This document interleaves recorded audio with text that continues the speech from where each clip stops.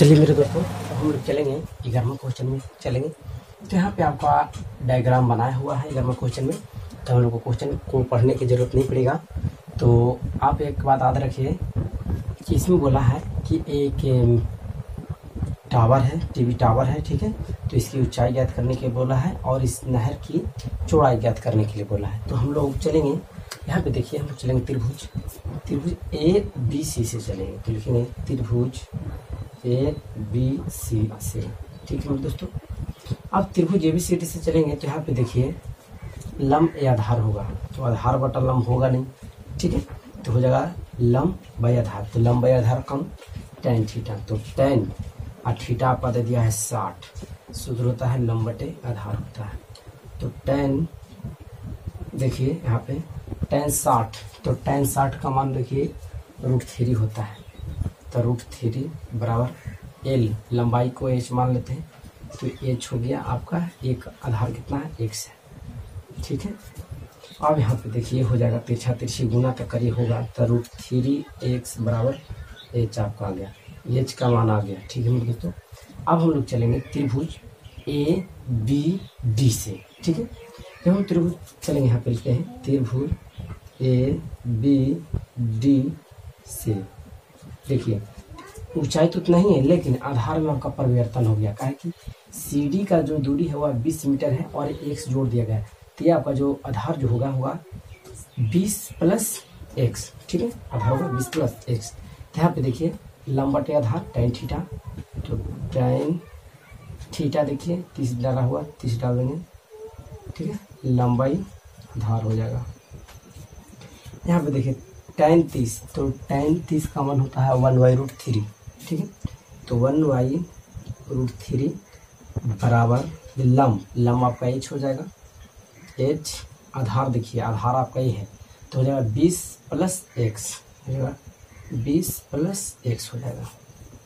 आगे देखिए फिर है तिरछा तिरछी आपका गुना हो जाएगा, तो हो जाएगा ये 20 + x बराबर √3h हो जाएगा। अब यहाँ पे देखिए h का मान निकाल चुका है, तो x का मान हम लोग क्या करेंगे, h का मान यहाँ पे रख देंगे, ठीक है। या तो x का भी मान निकाल के रख सकते थे, तो हम चलिए h का मान रख देंगे यहाँ पे, तो हो जाएगा 20 + x बराबर √3, कुछ नहीं तो गुना h का मान आपका देखिए √3x है, तो हो जाएगा √3x हो जाएगा, ठीक है ना दोस्तों।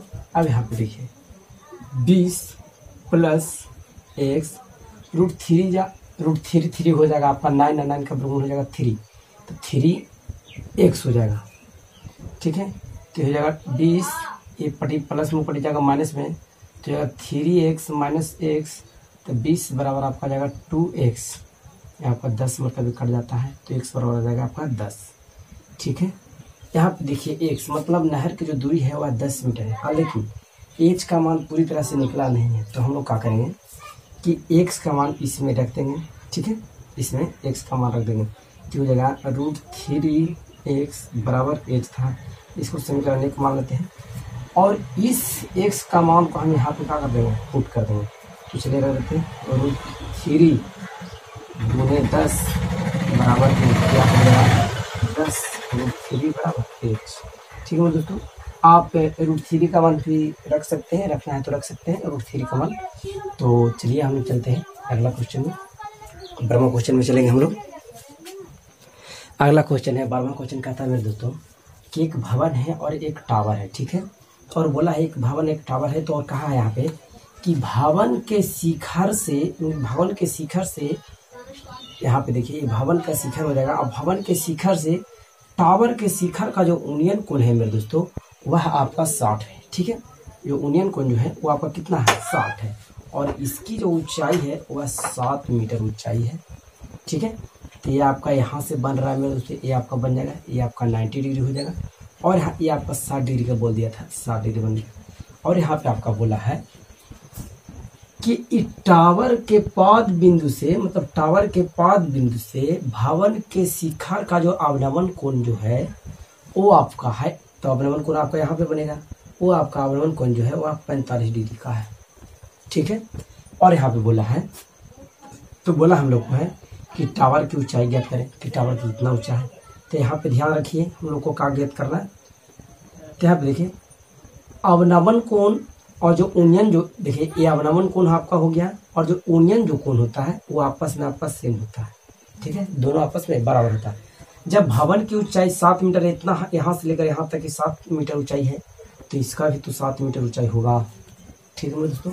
तो हम लोग को पहले इसको ए मान लेंगे, इसको बी मानेंगे, इसको सी और इसको डी और इसको ई मान लेंगे, ठीक है। तो पहले हम लोग ज्ञात कर लेंगे, इसकी दूरी ज्ञात कर लेंगे। जब इसको हम दूरी ज्ञात कर लेते हैं तो इसका भी दूरी निकल जाएगा और फिर इसको भी पता कर लेंगे, ठीक है।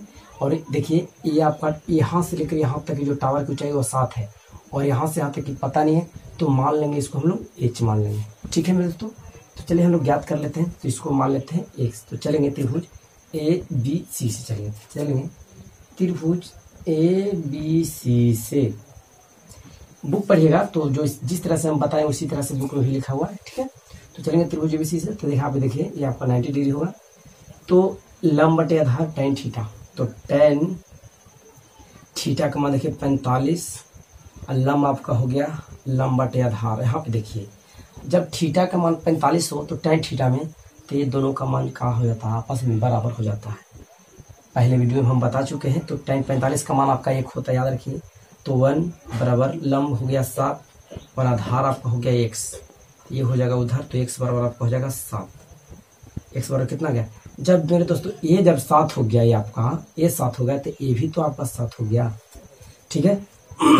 तो अब हम लोग चलेंगे, ये तो आपका हो गया। आप चलेंगे त्रिभुज ई डी ए से, चलेंगे त्रिभुज ई डी ए से। तो त्रिभुज ए डी ए से चलेंगे तो यहाँ पे देखिए ये आपका 7 हो जाएगा, ये आपका एच हो जाएगा, ठीक है। तो लंब बटे आधार tan थीटा, तो tan थीटा, थीटा का मान देखिए 60 है तो 60 हो जाएगा और आपका आधार हो जाएगा, सॉरी लंब बटे आधार तो हो जाएगा tan थीटा। 60 का मान देखिए वहाँ पे √3 है तो आपको हो जाएगा √3 बराबर लंबाई आपका h हो गया, आधार हो गया कितना 7 हो गया, ठीक है।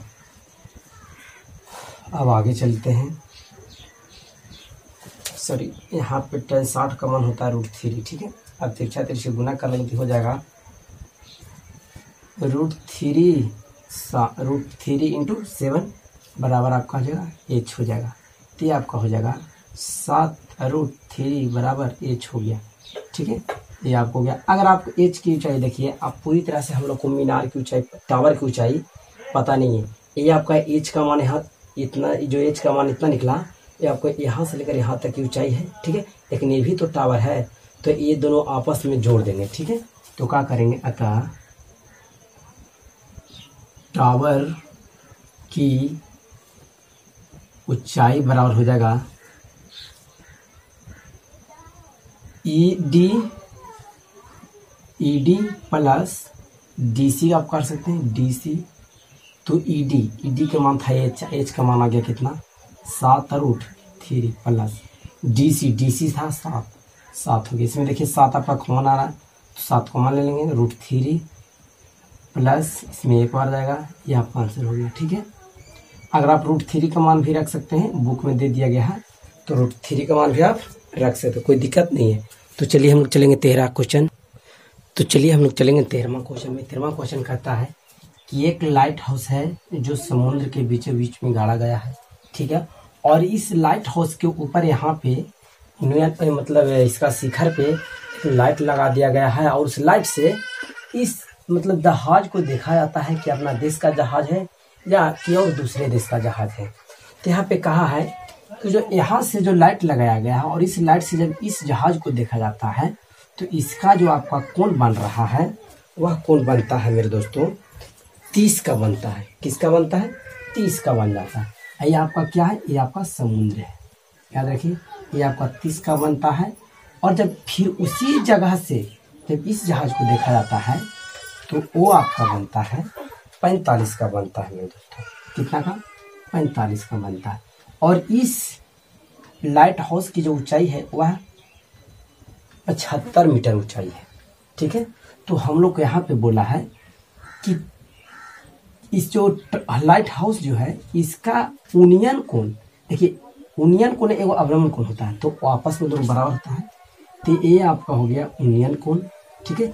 और ये जो अवलंबन कोण जो है वो आपका बनता है एक बार 30, देखिए 30 बना है, ठीक है, एक 30, सॉरी ये वाला यहाँ तक होगा, और ये आपका एक बार बना है 45 बना है, ठीक है। तो आपस में दोनों सेम होता है। तो हम लोग को बोला है, फिर हम लोग को बोला है कहाँ आगे सुनो, तो टावर की ऊंचाई ज्ञात करने के लिए बोला है दोस्तों, सॉरी वो नहीं, कहा कि लौट एक दूसरे की एक जहाज दूसरे जहाज के ठीक पीछे होती तो जहाज के बीच की दूरी ज्ञात कीजिए। तो कहता है मेरे दोस्तों कि ये जो जहाज है मतलब ये जहाज से कितना, मतलब ये बीच की दूरी ज्ञात करना है, तो इसको हम लोग मान लेंगे x मान लेंगे, ठीक है। तो जहाज के बीच की दूरी ज्ञात करने के लिए बोला है, और इसको x मान है तो हम लोग इसको क्या मान लेते हैं, चलिए इसको हम लोग y मान लेते हैं। अब नाम दे देंगे, इसको a दे देते हैं नाम, इसे b, इसे c और इसे d देते हैं। तो चलेंगे हम लोग a b c में, ठीक है, त्रिभुज a b c में चलेंगे, लिखेंगे यहाँ पे त्रिभुज a b c में, त्रिभुज a b c में। अब यहाँ पे देखिए लंब बटे आधार tan थीटा, तो लंब बटे आधार tan थीटा, थीटा देखिए आपको 45 हो गया, 45 लंब हो गया, ये आधार हो गया। तो tan 45 का मान आपका 1 होता है, ठीक है। तो tan 45 का मान कितना होता है 1, लंब आपका हो गया 75, आधार आपका हो गया 22, ठीक है, 22 बराबर आपका हो गया 75। तो पहले भी बता चुके हैं कि जब आपका 45 का मान tan 45 का हो तो ये जब आपस में क्या हो जाता है, बराबर हो जाता है, पता हुआ। तो अब हम लोग चलेंगे त्रिभुज ए बी डी से चलेंगे, ठीक है। तो जब त्रिभुज ए बी डी से चलेंगे तो ये जो समुद्र है तो बी से डी की जो दूरी हो जाएगा y प्लस x हो जाएगा, ठीक है। तो चलेंगे त्रिभुज ए बी डी से, त्रिभुज ए बी डी से चलेंगे। तो चलिए चलते हैं, तो आपको हो जाएगा लंब आधार, तो लंब आधार tan थीटा, तो tan थीटा बराबर लंब बटे आधार होता है। तो tan थीटा का मान आपका देखिए 30 हो गया, 30 हो जाएगा, बराबर लंब हो गया आपका 75, आधार आपका हो जाएगा y प्लस x, ठीक है मेरे दोस्तों। यहाँ के यहाँ तक की दूरी आपको हो जाएगा y प्लस x हो जाएगा, y प्लस x हो जाएगा। tan 30 का मान यहाँ पे देखिए 1/√3 दिया है, 1/√3 होता है, पता होगा आप लोग को, याद होगा।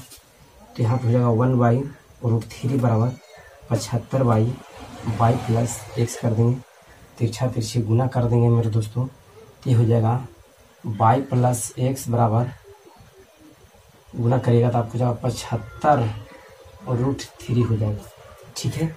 अब यहाँ पे देखिए ये जो y का मान है, इस y का मान को हम लोग यहाँ पे रख लेते हैं। तो y का मान रखें कितना देगा 75 प्लस x बराबर 75√3, ये आपको उधर चले जाएगा तो बचेगा x बराबर 75√3 माइनस प्लस जो माइनस 75 तो x बराबर यहाँ पे देखिए 75 का कॉमन जा रहा तो 75 बाहर निकालेंगे तो बचेगा √3 माइनस 1 बचेगा, ये आपका x का मान निकलेगा, ठीक है। तो बीच की दूरी कितना है, तो आपका इतना दूरी था मेरे दोस्तों, और y का मान तो आपका निकल ही चुका है। तो ये आपका 13वां क्वेश्चन आपका ये आंसर हुआ 13वां क्वेश्चन का। अब हम लोग चलेंगे 14वां क्वेश्चन में चलेंगे।